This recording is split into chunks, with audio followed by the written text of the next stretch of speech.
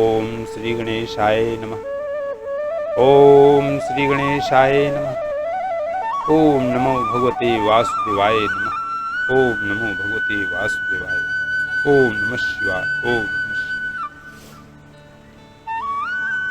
श्रीमद् भागवत पाठ का महात्म्य अथ द्वितीय अध्याय, भक्ति का दुख दूर करने के लिए नारद जी का उद्योग। जय श्री हरि। वृथा खेदयसे बाले अहो चिंता तुरा कथम, श्री कृष्ण चरणाम भोजम स्मर दुखम गम्यस्ति। द्रौपदी च परित्राता येन कौरव कस्मलात्, पालिता गोप सुंदर्यः स कृष्णः क्वापि नो गतः। त्वं तु भक्ति प्रिया तस्य सततं प्राणतो अधिका, त्वया सुतस्तु भगवान् याति निच गृहेष्वपि। सत्यादित्रियुगे बोध वैराग्यो मुक्ति साधकौ, कलौ तु केवला भक्तिर्ब्रह्म सायुज्यकारिणी। इति निश्चित्य चिद्दुत्पं शब्दुत्वां त्वां समर्जः, परमानंद चिन्मूर्ति सुंदरी कृष्णवल्लभाम्। नारद जी ने कहा, बाले, तुम व्यर्थ ही अपने को क्यों खेद में डाल रही हो? अरे तुम इतनी चिंतातुर क्यों हो? भगवान श्री कृष्ण के चरण कमलों का चिंतन करो। उनकी कृपा से तुम्हारा सारा दुख दूर हो जाएगा। जिन्होंने कौरवों के अत्याचार से द्रौपदी की रक्षा की थी और गोप सुंदरियों को शनाथ किया था, वे श्री कृष्ण कहीं चले थोड़े ही गए हैं। फिर तुम तो भक्ति हो और सदा उन्हें प्राणों से भी प्यारी हो। तुम्हारे बुलाने पर तो भगवान नीचों के घरों में भी चले जाते हैं।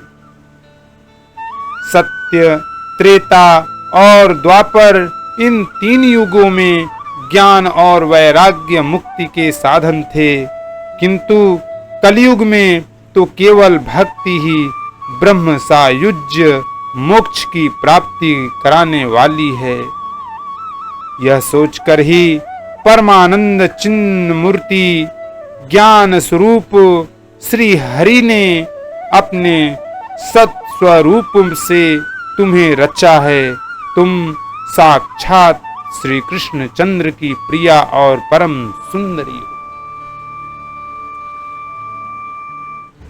बद्ध्वांचलिं त्वया पृष्टं किं करोमीति चैकदा, त्वां तदा अज्ञापयत् कृष्णो मद्भक्तान् शोषयति च। अंगीकृतं त्वया तदै प्रसन्नो अभूद्वरीस्तदा, मुक्तिं दासीं ददौ तुभ्यं ज्ञान वैराग्य काविमौ। शोषणं स्वेन रूपेण वैकुंठे त्वं करोसि च, भूमौ भक्तविपोषाय छायारूपं त्वया कृतम्। मुक्ति ज्ञानम विरक्ति च सकृत्वा गता भूवि। एक बार जब तुमने हाथ जोड़कर पूछा था कि मैं क्या करूं, तब भगवान ने तुम्हें यहाँ आज्ञा दी थी कि मेरे भक्तों का पोषण करो। तुमने भगवान की वह आज्ञा स्वीकार कर ली।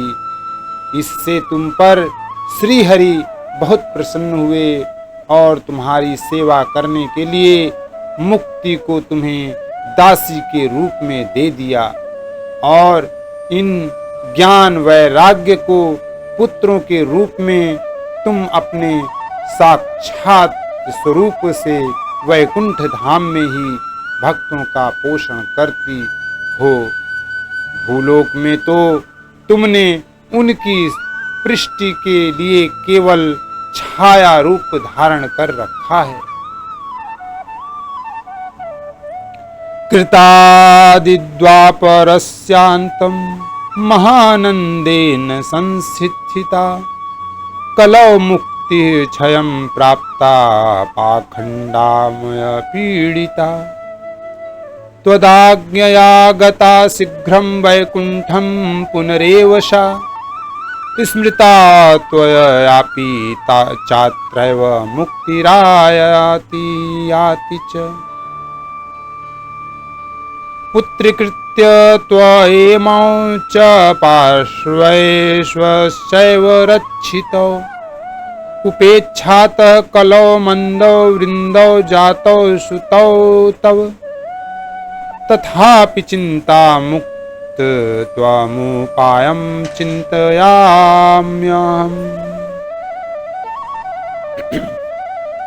कलिना सदृशं को अपि युगो नास्ति वरानने तस्मिन् सत्त्वां स्थापयिष्यामि गेहे गेहे जने जने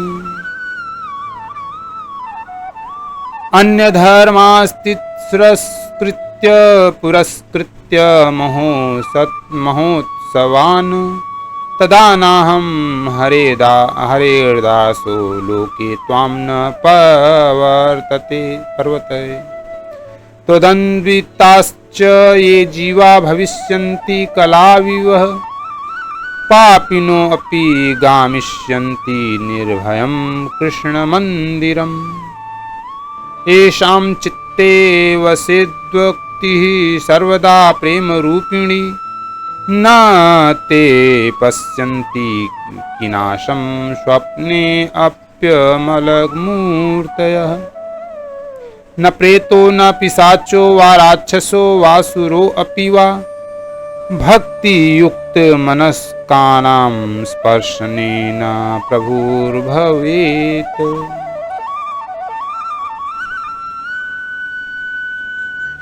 तब तुम मुक्ति ज्ञान और वैराग्य को साथ लिए पृथ्वी तल पर आई और सत्य युग से द्वापर्यंत बड़े आनंद से रही। कलयुग में तुम्हारी दासी मुक्त पाखंड रूप रोग से पीड़ित होकर क्षीण होने लगी थी, इसीलिए वह तो तुरंत ही तुम्हारी आज्ञा से वैकुंठ लोक को चली गई।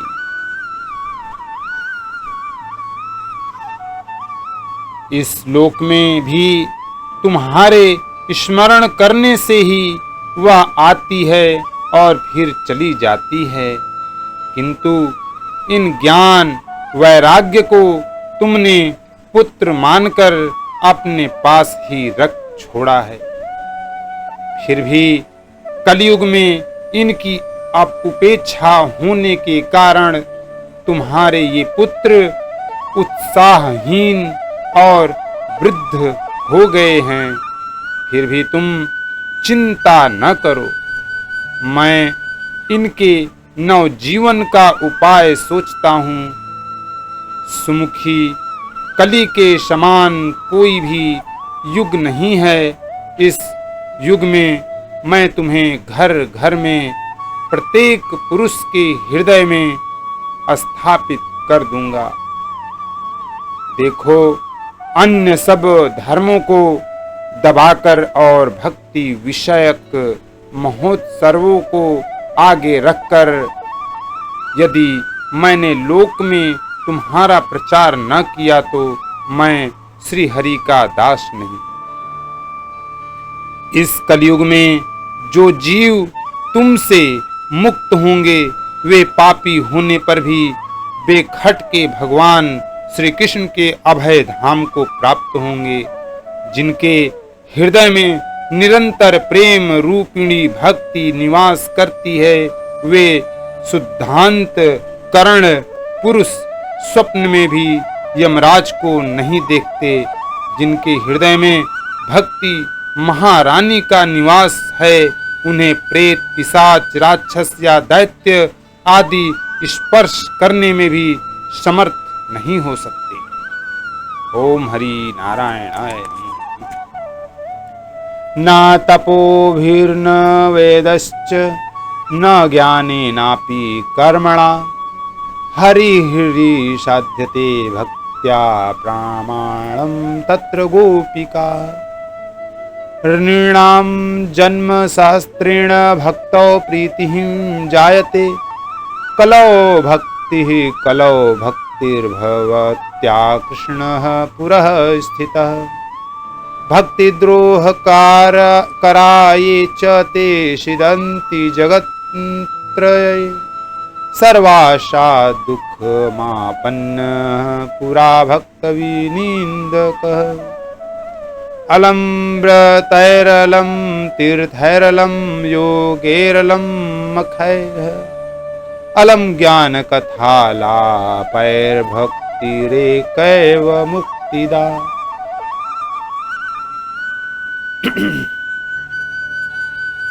तप, वेदाध्ययन, ज्ञान और कर्म आदि किसी भी साधन से भगवान वश में नहीं किए जा सकते थे। वे केवल भक्ति से ही वशीभूत होते हैं। इसमें श्री गोपीजन प्रमाण हैं। मनुष्यों का सहस्त्रों जन्म के पुण्य प्रताप से भक्ति में अनुराग होता है। कलयुग में केवल भक्ति ही सार है। भक्ति से तो साक्षात श्री कृष्ण चंद्र सामने उपस्थित हो जाते हैं। जो लोग भक्ति से द्रोह करते हैं, वे तीनों लोकों में दुख ही दुख पाते हैं। पूर्व काल में भक्त का तिरस्कार करने वाले दुर्वासा ऋषि को बड़ा कष्ट उठाना पड़ा था। बस व्रत, तीर्थ, योग, यज्ञ और ज्ञान चर्चा आदि बहुत से साधनों की कोई आवश्यकता नहीं है। एकमात्र भक्ति ही मुक्ति देने वाला है। इति नारद निर्णीतं स्वमाहात्म्यं निशम्य सा सर्वांग पुष्टि संयुक्ता नारदं वाक्यमब्रवीत्। सूत जी कहते हैं, इस प्रकार नारद जी के निर्णय किए हुए अपने महात्म्य को सुनकर भक्ति के सारे अंग पुष्ट हो गए और वे उनसे कहने लगे,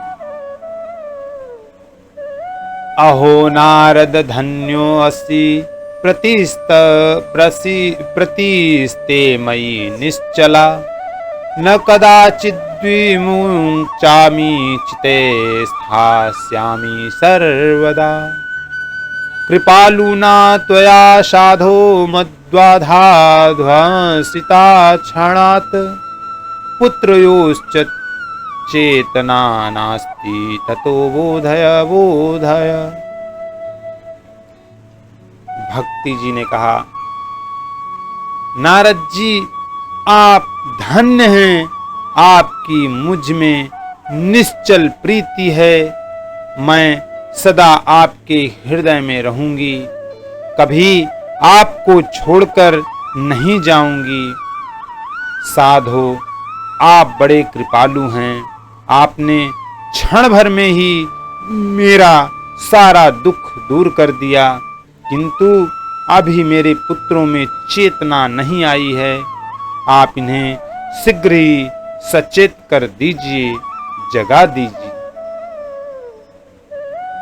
तस्यावचः स्मार्कण्ड्य कारुण्य नारदो गतः, तयोर्बोधन मारेभे कराग्रेण निमर्दयन् मुखं संयोज्य कर्णान्ते शब्दमुच्चैः समुच्चरन् ज्ञानसमुद्यतां शीघ्रं रे वैराग्य प्रबुध्यताम् वेद वेदांत घोषैश्च गीता पाठैर्मुहुर्मुहुर् बोध्यमानो तदा तेन कथञ्चिच्चोथितो बलात् नेत्रैरनवलोकन्तौ जृम्भन्तौ सालसावुभौ बकवत्पलितौ प्रायः शुष्ककाण्ठसमाङ्गकौ। सूत जी कहते हैं, भक्ति के ये वचन सुनकर नारद जी को बड़ी करुणा आई और वे उन्हें हाथ से हिला डुलाकर जगाने लगे।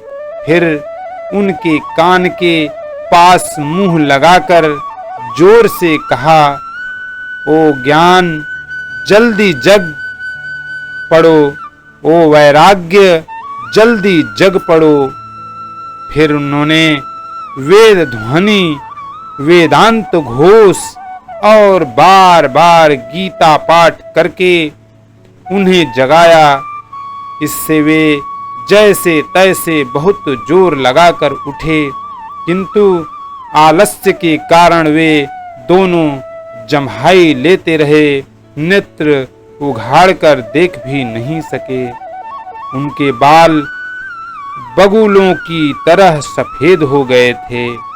उनके अंग प्रायः सूखे काठ के समान निस्तेज और कठोर हो गए थे। सुच्छामौ निरीक्ष्यैव पुनः स्वापपरायणौ ऋषिश्चिन्तापरो जातः किं विधेयं मयेति च।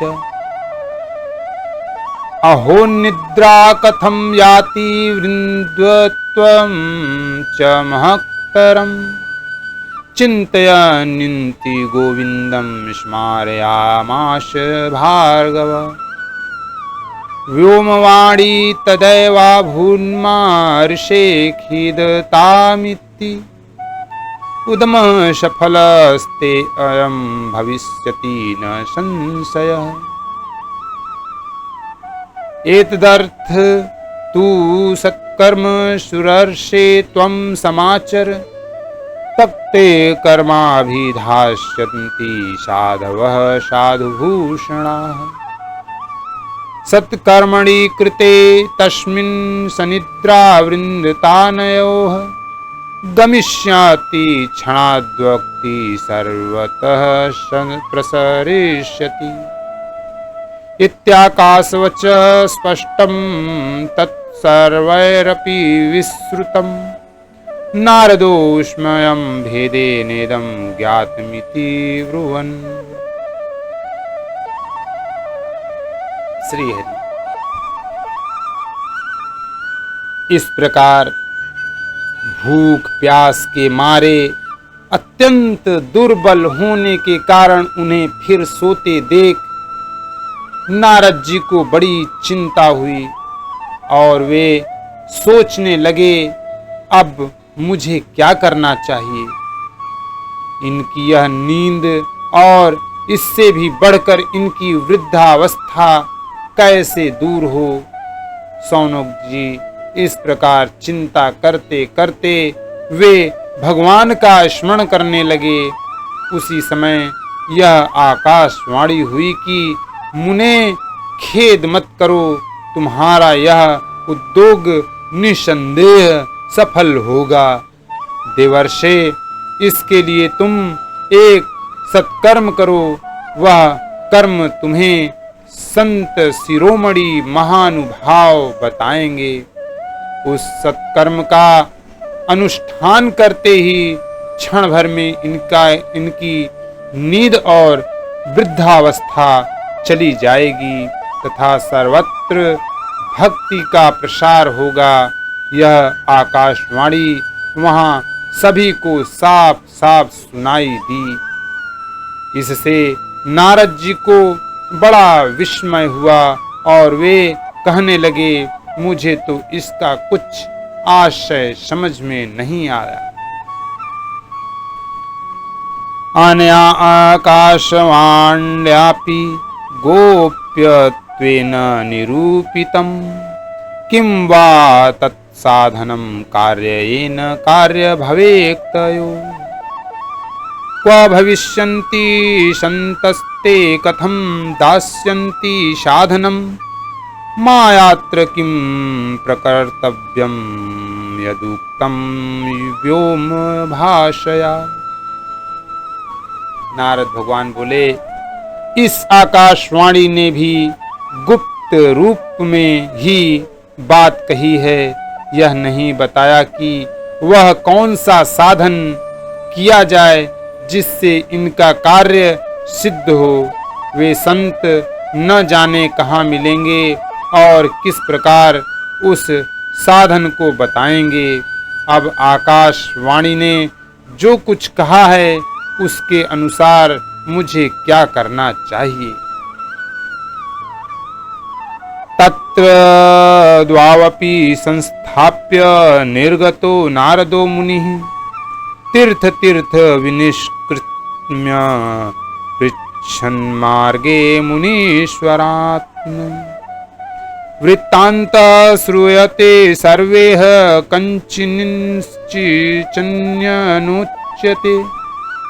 आसाध्यं केचन प्रोचुर्दुर्गेयमिति चापरे मुखीभूतास्तथान्ये तु कियन्तस्तु पलायिताः।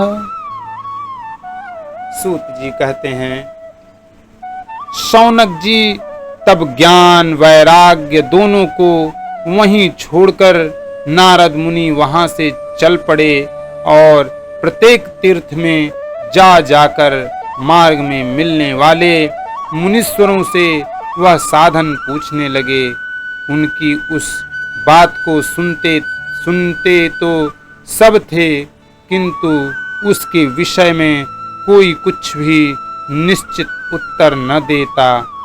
उन्हीं ने उसे असाध्य बताया। कोई बोले, इसका ठीक ठीक पता लगना ही कठिन है। कोई सुनकर चुप रह गए और कोई कोई तो अपनी अवज्ञा होने के भय से बात को टाल टूल कर खिसक गए। हाहाकारो महानासित तत्रैलोक्ये विस्मयावह वेद वेदांत घोषैश्च गीता पाठैर्विबोधितम् भक्ति ज्ञान विरागाणां गोदतिष्ठन्त्रिकं यदा उपायो नापरो अस्तीति कर्णे कर्णे अजं पंचना योगिना नारदे नापि स्वयं न ज्ञायते तूय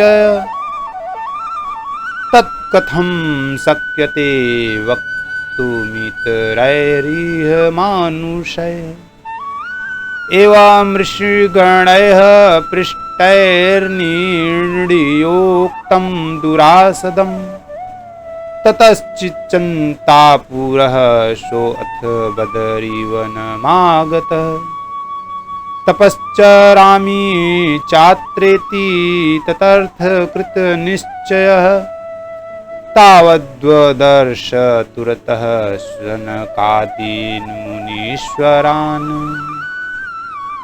कोटि सूर्य समाभाषानुवाच मुनिशक्तमम् त्रिलोकी में महान आश्चर्यजनक हाहाकार मच गया। लोग आपस में कानाफूसी करने लगे। भाई, जब वेद ध्वनि वेदांत घोष और बार बार गीता पाठ सुनाने पर भी भक्ति, ज्ञान और वैराग्य ये तीनों नहीं जगाए जा सके तब और कोई उपाय नहीं है। स्वयं योगीराज नारद को भी जिसका ज्ञान नहीं है उसे दूसरे संसारी लोग कैसे बता सकते हैं। इस प्रकार जिन जिन ऋषियों से इसके विषय में पूछा गया उन्होंने निर्णय करके यही कहा कि यह बात दुस्साध्य ही है। तब नारद जी बहुत चिंतातुर हुए और बदरी वन में आए। ज्ञान वैराग्य को जगाने के लिए वहां उन्होंने यह निश्चय किया कि मैं तप करूंगा। इसी समय उन्हें अपने सामने करोड़ों सूर्यों के समान तेजस्वी सनकादि मुनीश्वर दिखाई दिए। उन्हें देखकर वे मुनि श्रेष्ठ कहने लगे,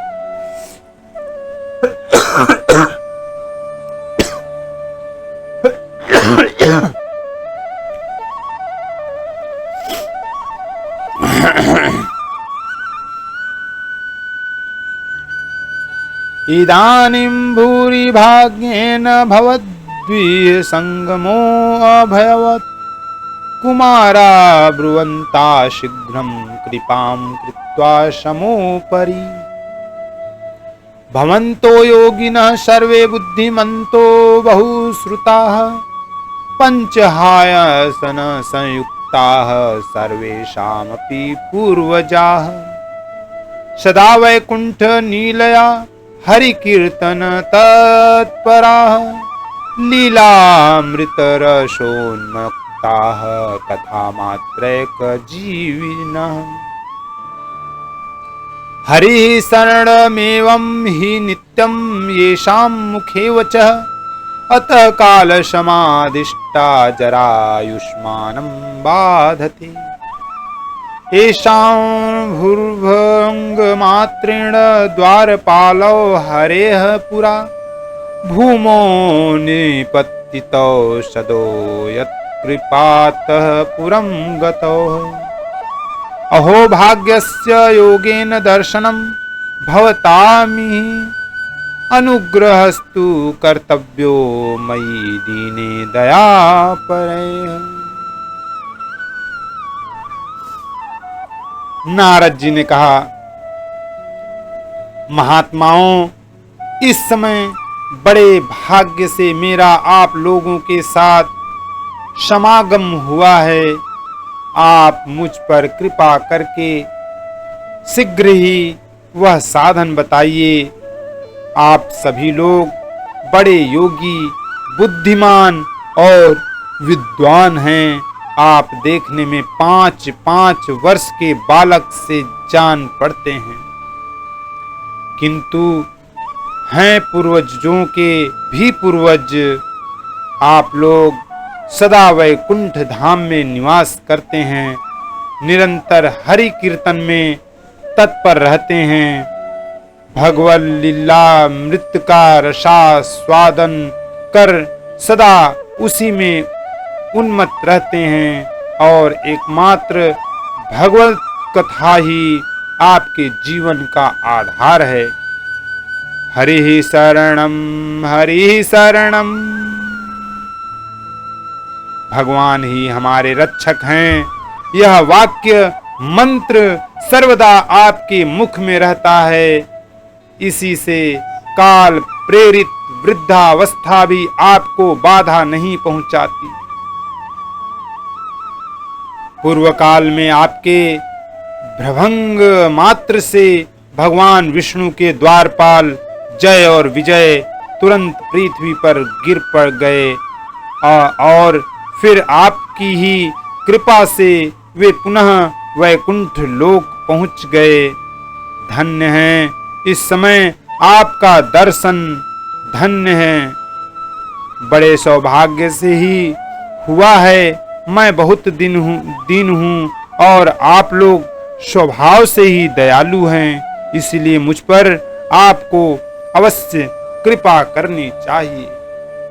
हरि शरणं हरि शरणं हरि शरणं हरि शरणं। ओम नमो भगवते वासुदेवाय नमः। ओम नमो भगवते वासुदेवाय नमः। श्रीमन्नारायणाय नमः। श्रीमन्नारायणाय नमः।